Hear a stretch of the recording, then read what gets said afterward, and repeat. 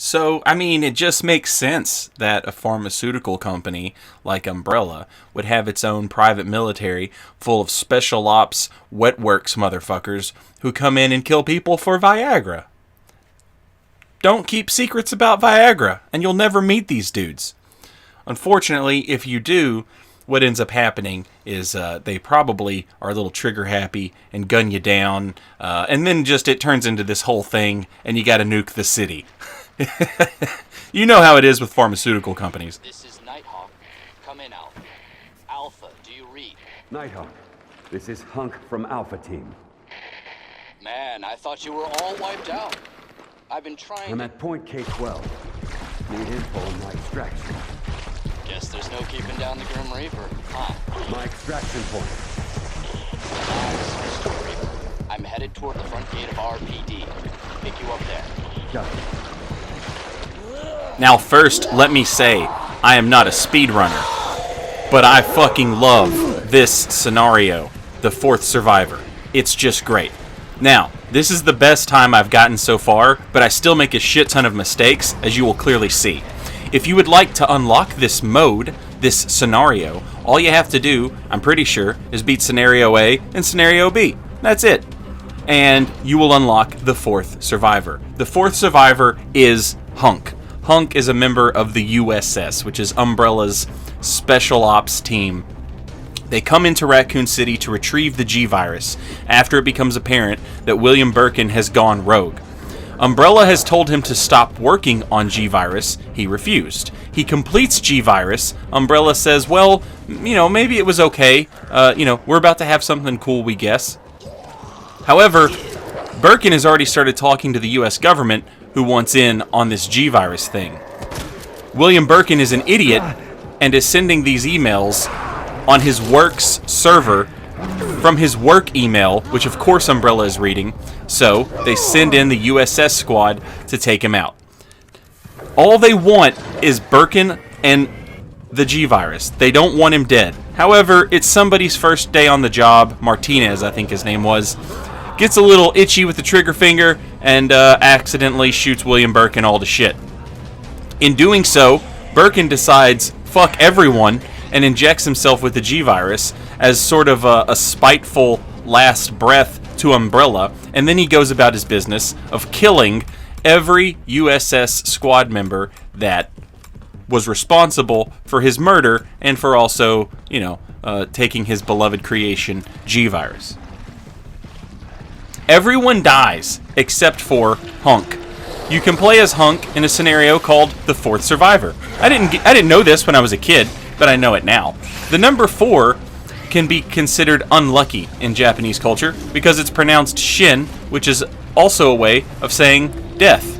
So, his name, the Grim Reaper, and him being the Fourth Survivor, all sort of ties in nicely together. Here we see the other USS soldiers, the Umbrella super fucking stealth losers who are bad at their job. They've turned into zombies. Hunk is the only one left. He has to get from the sewers to Raccoon City Police Department's front door. That is his objective, to get out. Any time you spend in your menu, like you see me doing here, is time taken off of the score. The whole premise of this is to beat the scenario in the quickest amount of time possible. This is my quickest time that I've done thus far. As you'll see, there's plenty of room for me to improve. But I got it under 10 minutes, and so I was like, yeah, cool. The first time I beat it, it was at 13 minutes. So getting it under 10 minutes was a big step. I'm not trying to show this off like this is how you should do it, or you can see which rooms I do well, and you can say, okay, I could emulate that. But the rooms you see me fuck up in, obviously don't emulate those. Everything you have is everything you're going to get. You cannot pick up items, you cannot pick up ammunition, you cannot pick up weapons. Everything's already been looted, picked clean by Leon and Claire and Sherry and Ada. Everything's gone. So all you have is what Hunk starts with. So everything that you have is super important. The knife is basically like a get out of hit free card. The flashbangs are a mob deterrent. The hand grenade is a mob deterrent. The machine gun has its use. The handgun has its use. The Magnum has its use. The shotgun has its use. There are a lot of rooms. If you could play this room by room,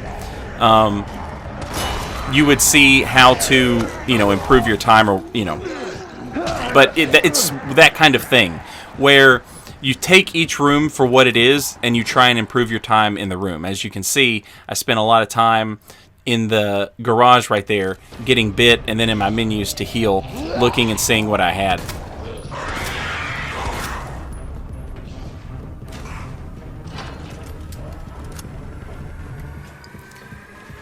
So the remake, adding in Fourth Survivor and giving it this awesome soundtrack, they just nailed it.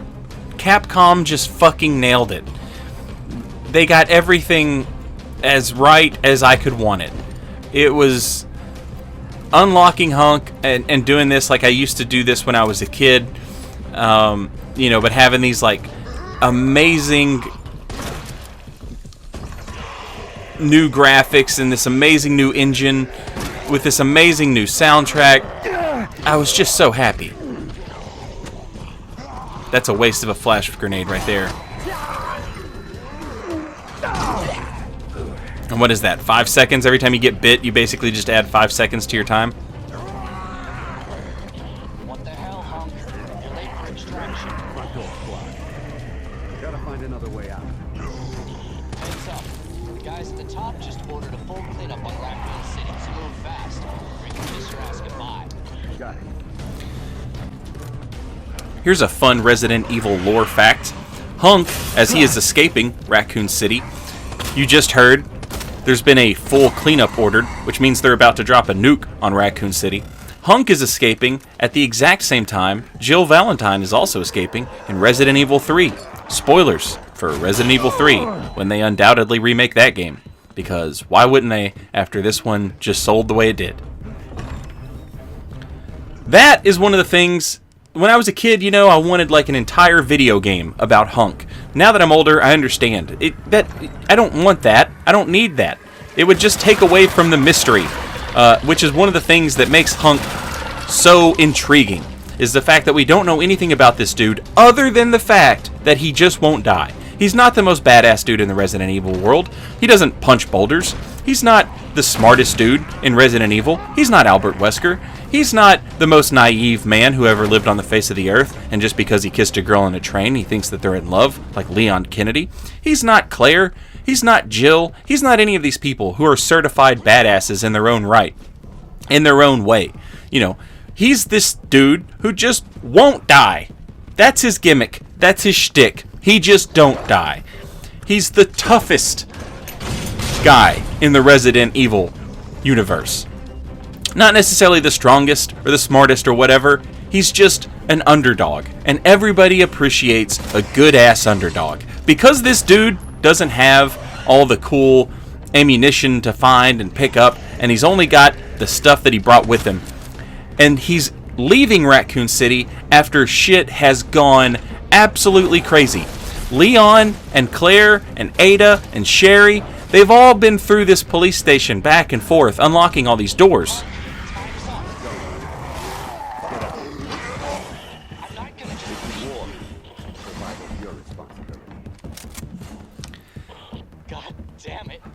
God damn it is right. They have created a hell world. Everything from the lab has gotten upstairs. Everything from the sewers has gotten upstairs. Everything has just gone to shit.